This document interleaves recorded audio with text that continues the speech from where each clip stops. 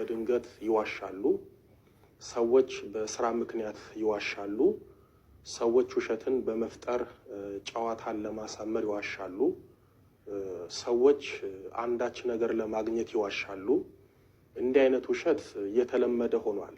ዛሬ ትኩረት አድርገን የምንማማረው መንፈሳዊ ሆነው ጸሎተኛ ሆነው ቆራቢ ሆነው ስለሚዋሹ ሰዎች ነው። ሁሉም ውሸት ቢሆንም ከውሸት የሚከፋው መንፈሳዊ ሆኖ ጸሎተኛ ሆኖ ቆራቢ ሆኖ መዋሸት ነው። በሰፊው እናያለን። ውሸት የእውነት ቀንደኛ ጠላት ናት።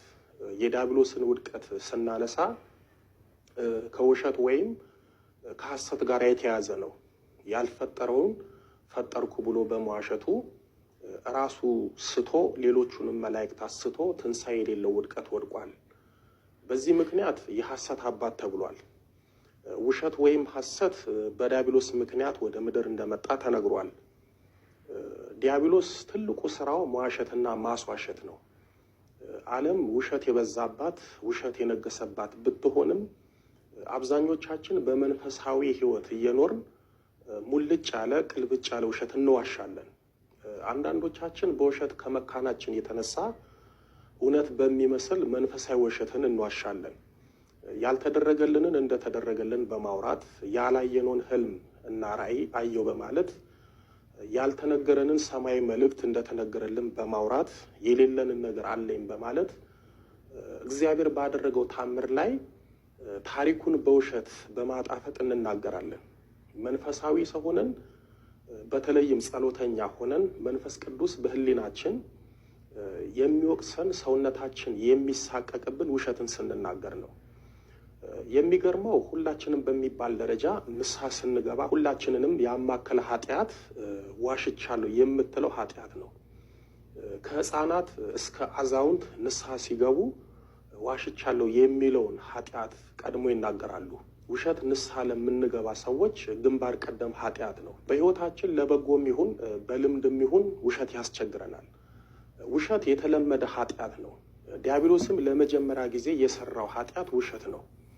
እኛም በልጅነታችን ቀድመን የምንሰራው ኃጢአት ውሸት ነው።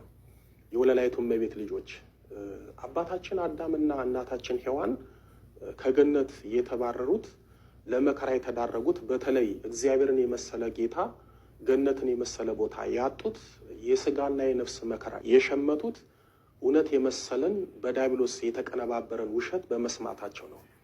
ስለዚህ ውሸት በሰማይ የተሰራ የመጀመሪያው ኃጢአት ነው። ሰሪውም ዲያብሎስ ነው። ውሸት አዳምና ሔዋን ሰምተው የወደቁበት ኃጢአት ነው። ዲያብሎስ አዳምና ሔዋንን አምላክ ትሆናላችሁ ብሎ ዋሻቸው። እነሱም ውሸት ሰምተው እንኳን አምላክ ሊሆኑ ሰው መሆን አቃታቸው። በውሸት አምላክ መሆን ሽተው ተጎዱ፣ ከገነት ተሰደዱ። ውሸት እግዚአብሔርን እና አዳምን ሔዋንን ያለያየ ኃጢአት ነው።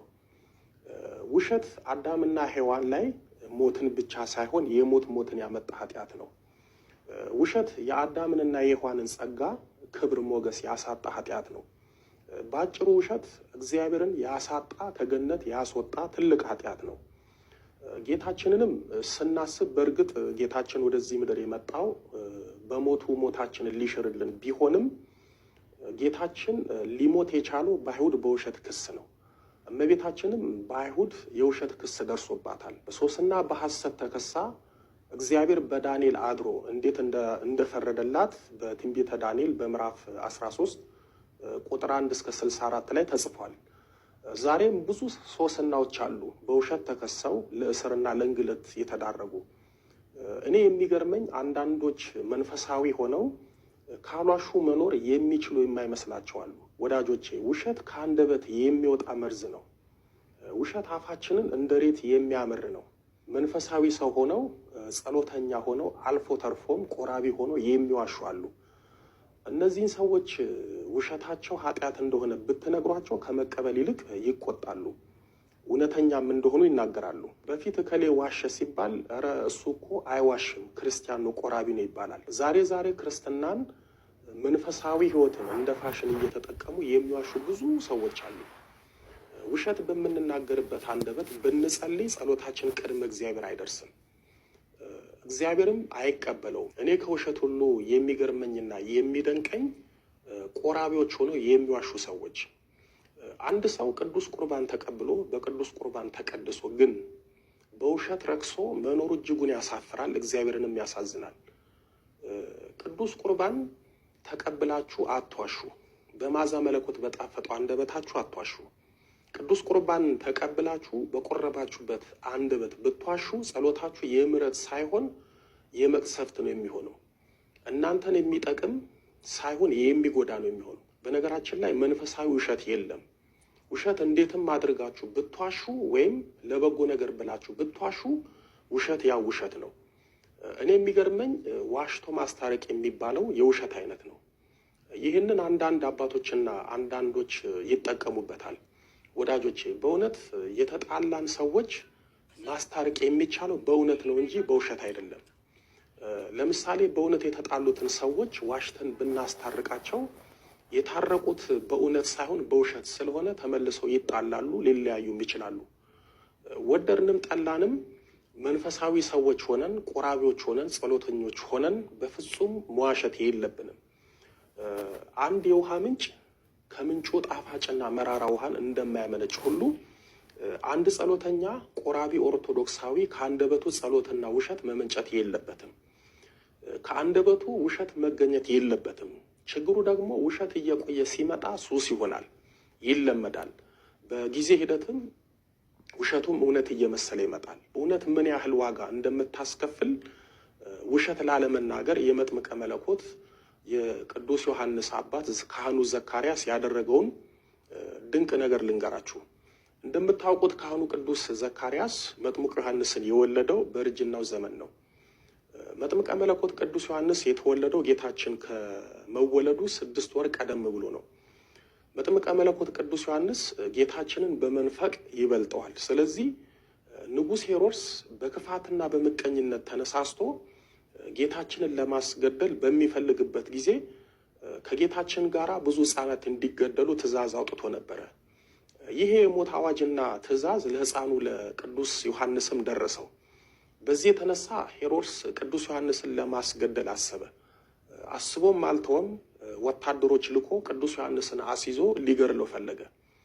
ሄሮድስ ቅዱስ ዮሐንስን ሊያስገድለው ፈልጎ ባጣው ጊዜ ወታደሮቹን ሄዳችሁ ሕፃኑ ዮሐንስን ከቤተ መቅደስ ከአባቱ ዘንድ ፈልጉት ብሎ አዘዛቸው። ወታደሮቹም ካህኑ ቅዱስ ዘካርያስን ልጅ የት አለ የት ነው ያለው ብለው ጠየቁት። ቅዱስ ዮሐንስን ግን እናቱ ቅድስት ኤልሳቤጥ ቀደም ብላ መጥታ ቅዱስ ዮሐንስን ይዛው ባለቤቷን ቅዱስ ዘካርያስን ተሰናብታ ሄዳለች። ቅድስት ኤልሳቤጥ ሕፃኑን ቅዱስ ዮሐንስን ይዛው እንደሄደች ነው የሄሮድስ ገዳይ ወታደሮች መጥተው ቅዱስ ዘካርያስን ልጅ የት ነው ያለው ብለው የጠየቁት። የሚገርመው ካህኑ ቅዱስ ዘካርያስ በአንደበቱ ውሸት እንዳይገኝበት ብሎ ሊገድሉት የፈለጉትን በእርጅናው ዘመን የወለደውን አንዱን የዓይን ማረፊያ የሆነውን ቅዱስ ዮሐንስ የት እንደሚገኝ እንዲህ ብሎ ነገራቸው። ሕፃኑን አሁን እናንተ ከመምጣታችሁ በፊት እናቱ ወደ ዮሳፍጥ በረሃ ይዛው ሄዳለች ብሎ ለገዳይ ወታደሮች ሕፃኑ ቅዱስ ዮሐንስና ቅድስት ኤልሳቤጥ የት እንደሚገኙ ነገራቸው። እንደነገርኳችሁ ካህኑ ቅዱስ ዘካርያስ ልጁ ቅዱስ ዮሐንስና ሚስቱ ቅድስት ኤልሳቤጥ የሚገኙበትን ቦታ ለወታደሮቹ እንደሚገድሏቸው እያወቀ እውነቱን የተናገረው በአንደበቱ በፍጹም ውሸት እንዳይገኝበትና ውሸት ላለማውራት ነው። እውነት እንደዚህ አይነት ዋጋ ታስከፍላለች። እንዲህ አይነት የውሸት ተግዳሮት ትልቅ ፍጹምነትና እምነት ይጠይቃል። ካህኑ ቅዱስ ዘካርያስ በሚጸልይበት መስዋዕት በሚያሳርግበት እግዚአብሔርን በሚያመሰግንበት አንደበቱ ውሸት ለመናገር በፍጹም አልፈለገም። ዛሬኛ በምንቀድስበት ቅዱስ ቁርባን በምንቀበልበት በምንጸልይበት አንደበት ቅርጥፍ አድርገን ውሸት እንናገራለን። እንዲህ አይነት ውሸት ጸሎታችንን ይይዛል። እንዲህ አይነት ውሸት ጸሎታችንን ያዘገያል። እንዲህ አይነት ውሸት ከእግዚአብሔር ሊመጣ ያለውን በረከት፣ ረድኤት፣ ቸርነት፣ ስጦታ ያርቃል። በእርግጥ እኛ እንደ ቅዱስ ዘካርያስ ፍጹም አንደበት፣ እውነተኛ አንደበት ባይኖረንም ላለመዋሸት ዋጋ ባንከፍልም ግን እንደ አቅማችን አለመዋሸት እንችላለን። ቅዱስ ዘካርያስ ላለመዋሸት ለመናገር እውነት የከፈለውን ዋጋ እንዳየን እስኪ ትንሽ የምንላት ለዛውም ለመዋሸት ምክንያት ያላት የመሰወር ጸጋን ያሳጣችሁን ውሸት ልንገራችሁ። ይህች ውሸት በአሁን ጊዜ በጣም የተለመደችና ሰዎች በቤታቸውና በስራ ቦታቸው ዘውትር የሚዋሿት የተለመደች ታዋቂ የሆነች ውሸት ናት። ነገሩ እንዲህ ነው። አባ ዞሲማስ የተባሉ እጅግ በጣም ገድለኛ ሰው ሆነው ግን በምድር እንደ መላእክት የኖሩ ታላቅ አባት ናቸው። እኛ አባት ባለ ዕረፍታቸው ሚያዝያ 9 ነው። አባ ዞሲማስ ጌታችን በዘመነ ኤርምያስ ከሞት ፊት የሰወራቸውን ከዚህ ምድር ነጥቆ በብሔረ ብፁዓን ያስቀመጣቸውን በእውነትም አኗኗራቸው እንደ መላእክት የሆኑትን 1000 ዓመት ሙሉ ኖረው ጊዜ ዕረፍታቸውን አውቀው ራሳቸው የራሳቸውን ጉድጓድ ቆፍረው ወደ ጌታ ሊሄድ ነው በሉ ገነት ያገናኘን ብለው ህዝቡን ሁሉ ተሰናብተው በክብር የሚያርፉባትን ብፁዓን አባቶችንና እናቶችን ለማየት ለ40 ዓመታት ጌታ ሆይ ብሔረ ብፁዓን ያሉትን ከሞት ፊት የሰወርካቸውን ወዳጆችን አሳየኝ እያሉ ጸልዩ። ጌታችንም የ40 ዓመታት የአባ ዞሲማስን ጸሎት ሰምቶ በታምራት ብሔረ ብፁዓን ወሰዳቸው። ብሔረ ብፁዓን ከ5ቱ ዓለማተ መሬት አንዷ ናት። 5ቱ ዓለማተ መሬት የሚባሉት ገነት፣ ብሔረ ሕያዋን፣ ብሔረ ብፁዓን፣ ሲኦልና እኛ ያለንባት መሬት ናት። እንደነገርኳችሁ አባ ዞሲማስ እጅግ በጣም የበቁ ትልቅ አባት ናቸው። አባ ዞሲማስ ብሔረ ብፁዓን እንደደረሱ አንድ በዕድሜ የገፉ ትልቅ ቅዱስ አባት ያገኛሉ። እኛ አባት ከምድር የመጣ ሰው አይተው ስለማያውቁ እጅጉን ተድንቀው አባ ዞሲማስን አዩ። ሁለቱም ተገናኙ። አባ ዞሲማስ ወደ ብሔረ ብፁዓን እንዴት እንደመጡ ጠየቋቸው። አባ ዞሲማስም ነገሯቸው። ብዙ ነገር ተነጋገሩ። በመጨረሻም እኚህ ቅዱስ አባት አባ ዞሲማስን በብሔረ ብፁዓን ህዝቡ ሁሉ ወደሚገኝበት ወደ ቤታቸው ወሰዷቸው። በብሔረ ብፁዓን የሚኖሩ ቅዱሳን አባቶች፣ እናቶችና ልጆች አባ ዞሲማስ የሚባል አባት ከምድር መጣ መባሉን ሰምተው ተደንቀው አባ ዞሲማስን ወደ ተቀበሏቸው አባት ቤት መጡ። የመጡት ሁሉ አባ ዞሲማስን ወደ ብሔረ ብፁዓን እንዴት ሊመጣ እንደቻለ፣ በምድር ያለው የሰው ልጆች አኗኗር እንዴት እንደሆነ፣ ስርዓተ መንግስት እንዴት እንደሆነ፣ እንደ በፊቱ ግፍና በደልና ኃጢአት በምድር መኖሩን፣ አምልኮተ እግዚአብሔር መኖሩን፣ በአባቶችና በሰው ዘንድ እምነትና ሃይማኖት እንደ በፊቱ መኖሩንና ሌሎቹንም ጥያቄዎች አባ ዞሲማስን ይጠይቋቸው ጀመር። በብሔረ ብፁዓን ቀንና ማታ የለም፣ ሁሌም ቀን ነው። ብርሃንና ጨለማ አይፈራረቅም፣ ሁሌም ብርሃን ነው። በብሔረ ብፁዓን የዕድሜ መበላለጥ እና ያለ ጊዜ መሞት የለም። ሁሉም 1000 ዓመት ኖሮ ጊዜ ዕረፍቱ ሲደርስ ቤተሰቡን ወዳጆቹን ተሰናብቶ የሚቀበርበትን ጉድጓድ ራሱ ቆፍሮ በስጋው ያርፋል፣ በነፍሱ ደግሞ ገነት ይገባል። በብሔረ ብፁዓን ያሉት በሙሉ ወንዱም ሴቱም ተጋብተው ሁሉም 1000 ዓመት ይኖራሉ። ሁሉም የሚወልዱት አንድ አይነት አወላደር ነው። በመጀመሪያ ወንድ ይወልዳሉ። በመጀመሪያ የተወለደው ወንድ ልጅ ለቤተ ክርስቲያን አገልግሎት ይሰጣል። እሱም በክህነት አገልግሎት ያገለግላል። ሁለተኛውና ሶስተኛው ወንድና ሴት ይወለዳሉ። እነዚህ ሁለቱ ደግሞ ለዘር ለምስክር ይሆናሉ። እነሱም ሲያድጉ በተራቸው አግብተው ይወልዳሉ። በብሔረ ብፁዓን ያሉት በሙሉ እድሜያቸው፣ ትዳራቸው፣ ልጅ አወላለዳቸው፣ አኗኗራቸው፣ ህይወታቸው አንድ አይነት ነው። በብሔረ ብፁዓን አይደለም የምትታየው ሰማይዋ፣ የሚረግጧት መሬት ታሳሳለች። የብሔረ ብፁዓን መሬቷ እንደ ፀሐይ የሚያበራ ነው። በብሔረ ብፁዓን መሬቷ የብርሃን ጸዳል የሚፈልቅባት፣ የብርሃን ጸዳል የሚጽደለደልባት፣ አይደለም ለመርገጥ ለማየት የምታሳሳ ናት። በብሔረ ብፁዓን ያሉት አባቶች፣ እናቶችና ልጆች ራሱ ጌታችን ሁል ጊዜ በዕለተ ሰንበት መጥቶ ራሱ ቀድሶ ቅዱስ ስጋውንና ክቡር ደሙን ያቀብላቸዋል። እንዴት መታደል ነው! በብሔረ ብፁዓን ያሉት አባቶች፣ እናቶች፣ ልጆች ከሰው ዘር ከሐዋርያው ከቅዱስ ማቴዎስ ውጪ ከምድር የመጣ ሰው ለ1000 ዓመታት አይቶ አያውቁም። ቅዱስ ማቴዎስም ወደ ብሔረ ብፁዓን ሄደው ጌታችን ከሰማያት ወርዶ ከድንግል ማርያም ተወልዶ መከራ ተቀብሎ እንደተሰቀለና እንደሞተ እንዲሁም በ3ኛው ቀን ከሞት እንደተነሳ የጌታችንን ልደት፣ ሞትና ከሞት መነሳት ሊነግራቸው ነው የመጣው። ከዛ ውጭ እነሱ ብሔረ ብፁዓን ከገቡበት ከዘመነ ኤርምያስ ጀምሮ አንድም የሰው ልጅ መጥቶ እነሱን አላየም፣ ስለ እነሱም አላወቀም። አባ ዞሲማስ ግን ህይወታቸውን፣ ኑሯቸውን፣ ክብራቸውን፣ ጸጋቸውን እግዚአብሔር ስለገለጠለት እነሱን ለማየት 40 ዓመታት ጸልዮም አያቸው፣ አገኛቸው። ወደ ዋናው ልመለስና የብሔረ ብፁዓን አባቶች፣ እናቶችና ልጆች አባ ዞሲማስ ያረፈበት ቤት እየመጡ ሲያወሩት ብዙ ነገር ሲጠይቁት ስጋ ነውና የለበሰው ደከመው። እንደነገርኳችሁ በብሔረ ብፁዓን ደግሞ ቀንና ማታ ወይም ምሽት የለም። ስለዚህ አይተኛም። እነሱ እንደ መላእክት ስለሚኖሩ ድካም አያውቁም። አባ ዞሲማስ ግን ለ3 ቀን እንቅልፍ ሳይተኛ ለ3 ቀን ያለ እረፍት ሲያወራ እጅጉን ደከመው። ከዚህ ድካም የተነሳ አባ ዞሲማስ በእንግድነት ለተቀበለው ብፁዕ አባት እንዲህ አለው፣ ከዚህ በኋላ ነው ነገር የሚበላሸው። አባቴ ሆይ እንደምታየኝ ሁሉም እየመጡ ጠየቁኝ፣ እኔም እረፍት አጣሁኝ። እንቅልፍ ሳልተኛ 3 ቀን ሆነኝ። በዚህ ምክንያት ደከመኝ። ስለዚህ እኔ ከአቅሜ በላይ ስለሆነብኝ እኔን ለማናገር እኔን ለመጠየቅ የሚመጡት አባ ዞሲማስ የት አለ ብለው ቢጠይቁ የለም ብለህ መልስላቸው፣ እኔ ትንሽ አረፍ ልበላለው።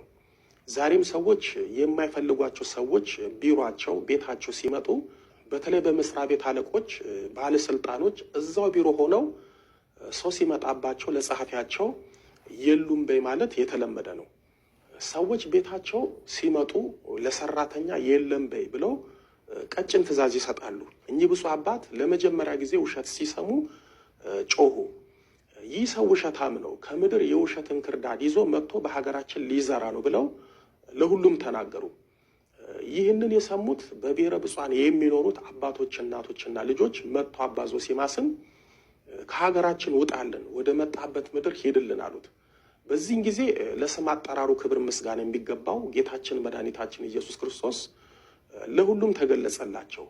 እንዲህም አላቸው፣ አባ ዞሲማስ እናንተን ለማየት 40 ዓመት ነው የለመነኝ።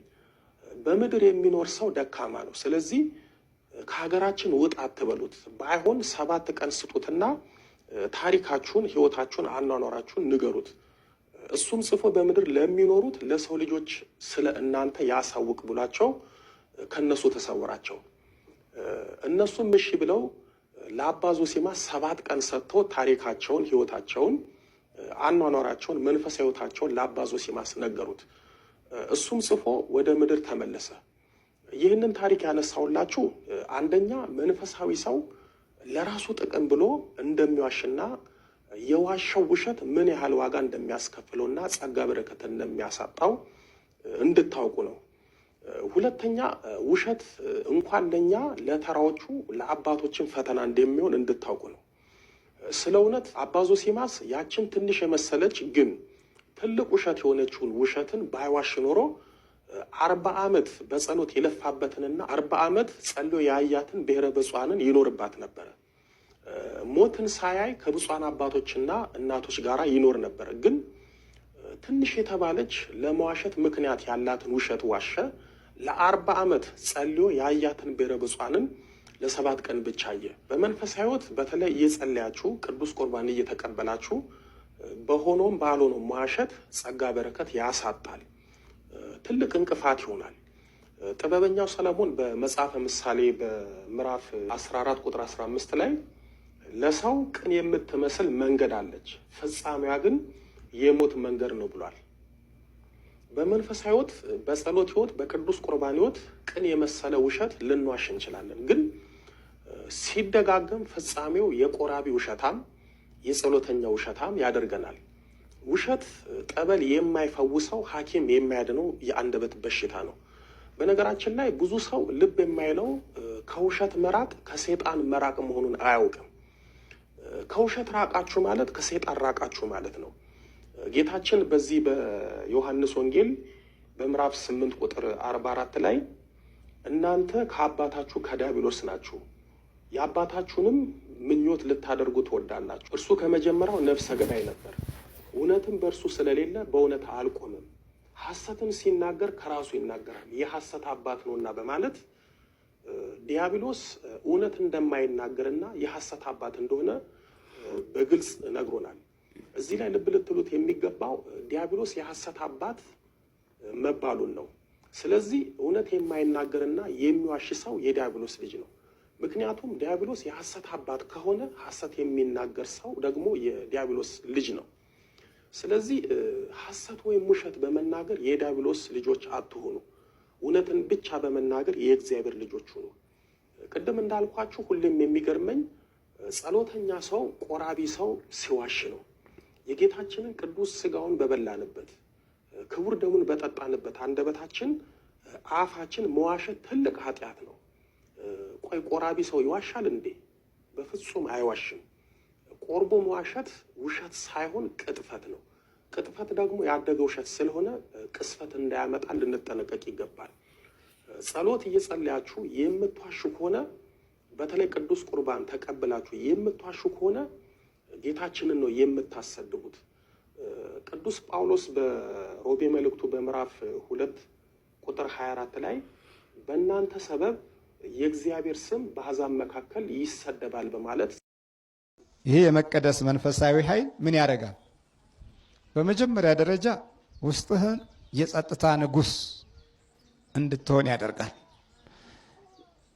የጸጥታ ምን ጸጥ ያለ ንጉሥ ትሆናለህ። ውስጥህ ጸጥታ አለው። ጸጥ ያለ ማለት ምን ማለት ነው? ፈዞና ደንግዞ በድብርት ውስጥ ያለ ጸጥታ አይደለም። ነቃ ያለ ዙሪያውን የሚያስተውል የጸጥታ ንጉሥ። ከዛ ቀጥሎ ደግሞ ሰላም፣ በውስጥ በኩል ሰላም። ውስጥህ ሰላም ካለው ዛሬ የምትማረው ለነገ የምትገነባውን ይሆናል።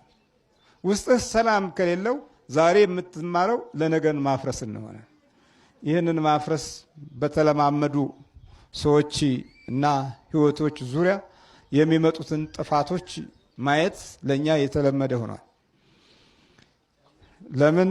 ክፉ ጠላት ከውስጥ በኩል የበላይነቱን ይዞ በትዕቢት ውስጥ እዛው ተዋህዶ ስለሚቀመጥ ሰው ራሱን ብቻውን ያለ የመሰለው ጠላቱን ያገለግላል። በጣም የሚገርም ነው። አዳም ወዴት ነህ ያልከኝ፣ በፍቅር ድምፅ ፈለከኝ። አልብሰኝ ነጩን ልብስ፣ እወድሃለሁ ኢየሱስ፣ አከብረሃለሁ ክርስቶስ።